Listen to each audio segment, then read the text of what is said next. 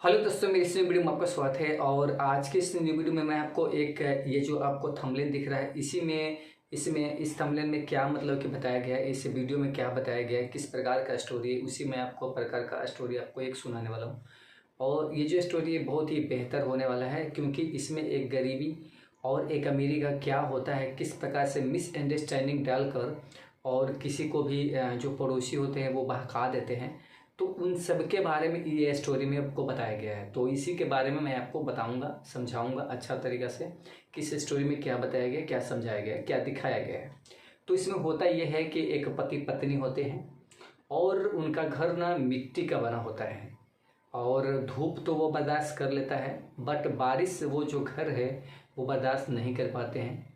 ये जो घर था ये काफ़ी पुराना घर था, जिसके चलते बारिश जब जब होती थी तब तब उसके जो दीवार थे उससे पानी टघर कर वो दीवार के जो मिट्टी होते हैं पानी के द्वारा वो भी बहने लगते थे।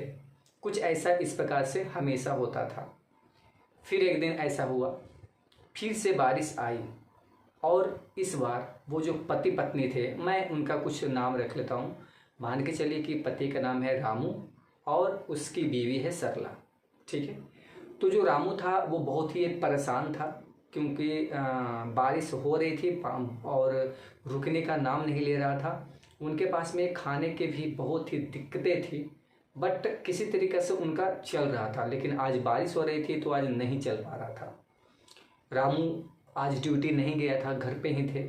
और उनकी जो पत्नी थी सरला, वो कहीं कहीं अगल बगल में, ठीक है, बर्तन रख रहे थे। वैसे इसलिए क्योंकि पानी का जो मतलब कि जो छप्पर था उससे पानी टपक रहा था, तो कहीं पूरे आंगन में, पूरे रूम में, पूरे घर में पानी पूरा बिखर न जाए, जिसके चलते जगह जगह पे बर्तन रख रहे थे। ये दोनों बहुत ही प्रॉब्लम में थे। तभी इस बीच क्या होता है, वो दोनों तो घर में थे, इसी बीच में क्या होता है कि एक वाहन, ठीक है, एक आवाज़ आता है, जिससे मान के चलो ना कि बाहर में कोई गाड़ी आई है। एक टमटम की आवाज़ आती है। तो उस पर ये दोनों देखते हैं। रामू बोलता है कि जाकर देखो, तो सरला जाकर देखती है। तो सरला के भाई, मतलब भैया और उनके भाभी आते हैं।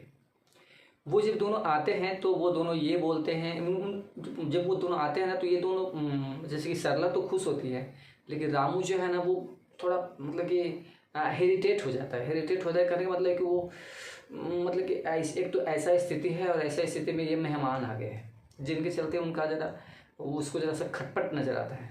खैर कोई बात ना, अब मेहमान है तो उनको उसी बारिश में तो घुमा नहीं सकते हैं। तभी मेहमान यानी सरला के भैया और भाई बोलते हैं कि मैं यहाँ से गुजर रहा था, बट गुजरते गुजरते ही बारिश आ गई, जिसके चलते मैं अपने घर नहीं पहुँच पाया।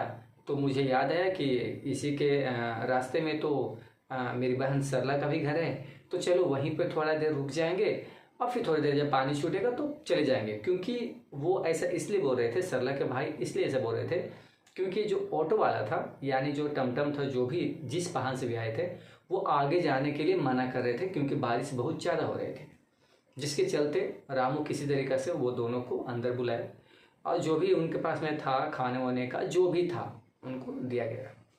अब रात हुई, ठीक है, और वो जो पानी जहाँ जहाँ टपक रहे थे तो उनको बहुत ही थोड़ा खटपट लग रहा था ना, जैसे कि नर्वस टाइप का लगता है। और रामू देखकर वो नर्वस आ रहा था कि पता नहीं क्या सोचेंगे, कि किस प्रकार के कैसे हालत में रहता है।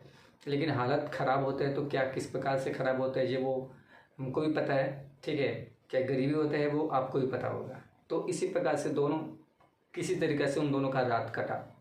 रात कटने के बाद कुछ ऐसा हुआ कि जैसे ही सुबह हुई तब पड़ोसी जो थे, फिर भी बारिश नहीं थमा था, बारिश मतलब कि हो ही रहा था।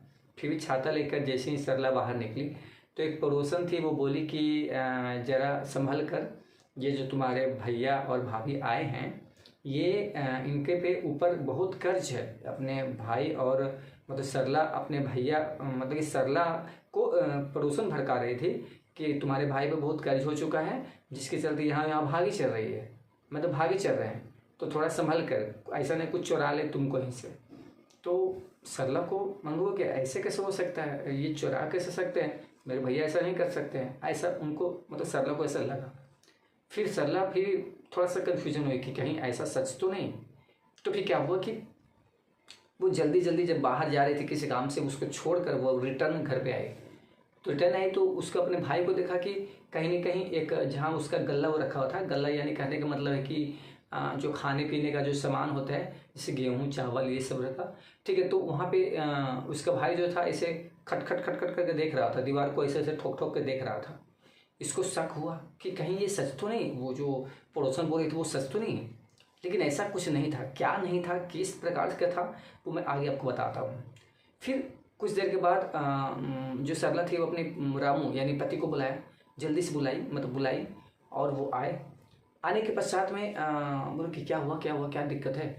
तो सरला बोली कि देखो ना कि भैया वो मतलब देख रहे थे गेहूँ, मतलब कि ऐसा ना निकाल उकल के लेके भाग जाए, क्योंकि पड़ोसन बोल रही थी कि ऐसा स्थिति है तुम्हारे भाई का। तो रामू को वही सारे बात पता चल गया। वो जल्दी से आया और कहा कि आप दोनों यहाँ से निकल जाइए, ठीक है, हमको आपको यहाँ पर नहीं रखना, बारिश हो रही है, फिर भी आप यहाँ पर से चली जाइए, ऐसा कुछ बोला गया। वो दोनों सहम गए कि अच्छा ठीक है, मैं चला जाऊँगा, आपको कोई भड़काया है ना भड़काया मेरे को पता नहीं। ये सरला के भैया और भाई बोल रहे थे, और उनको दुख भी लग रहा था क्योंकि बारिश हो रही थी, बाहर निकलना थोड़ा ठीक नहीं था। फिर भी रामू को उसके मतलब कि सरला के जो भैया हैं वो बोले कि ठीक है, हम पे आप लालछन लगा रहे हैं, यानी इल्ज़ाम लगा रहे हैं। हाँ मेरे पास में कर्ज है, मेरे पे ऊपर कर्ज है, लेकिन मैं वहाँ पर जो ताक झाँक कर रहा था, दीवार को ठोक ठोक कर देख रहा था, मैं किसी कारण से देख रहा था, क्योंकि हमारे पूर्वज, और ये जो घर था ना वो सरला का ही घर था, रामू का अपना घर नहीं था।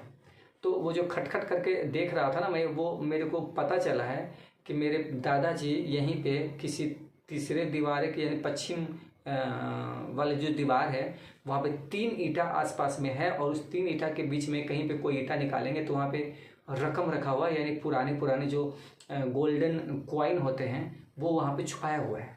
तो इसीलिए मैं वहाँ पे जा रहा था कि देखते हैं कि अगर वो मिल गया तो हम जो भी मुसीबत में है सारा का समाधान हो जाएगा। बस वही देखने आए थे हम, वहीं पे इस वजह से ठकठक आ रहे थे। तो और ये मेरे को पूरा ये भरोसा है कि वहाँ पे ज़रूर कुछ है। ये सरला के भाई बोल रहे थे।